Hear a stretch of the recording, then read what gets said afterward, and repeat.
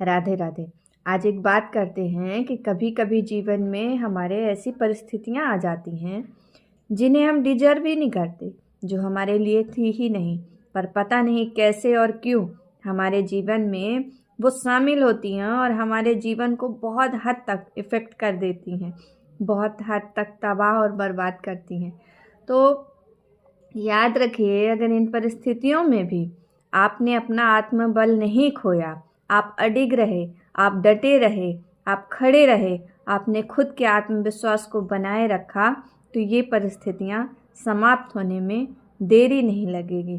क्योंकि ये परिस्थितियाँ इतनी बुरी और इतनी पीड़ादायक होती हैं, ये आपको इतना विचलित कर देंगी कि आपको इनमें खड़े रहना, रुके रहना बहुत मुश्किल हो जाएगा। इसलिए इंसान की सबसे बड़ी ताकत उसका अपना सब्र होता है, उसके अपने हृदय को मजबूत रखना होता है।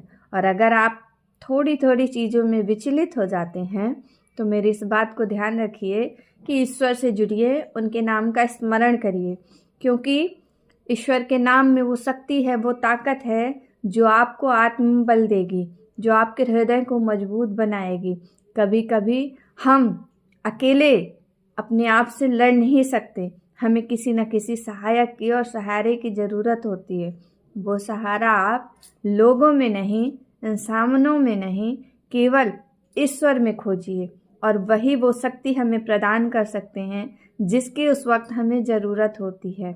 हम जो चीज़ें नहीं करते, नहीं चाहते, वो फिर भी वो चीज़ें हमारे जीवन में शामिल होती हैं और हमारे जीवन को काफ़ी हद तक खराब करती हैं।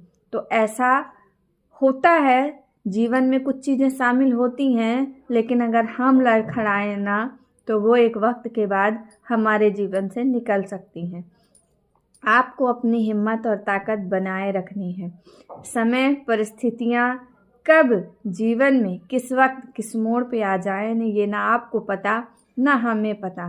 बस हमें अपने आत्मबल और आत्म दृढ़ शक्ति को बनाए रखना है।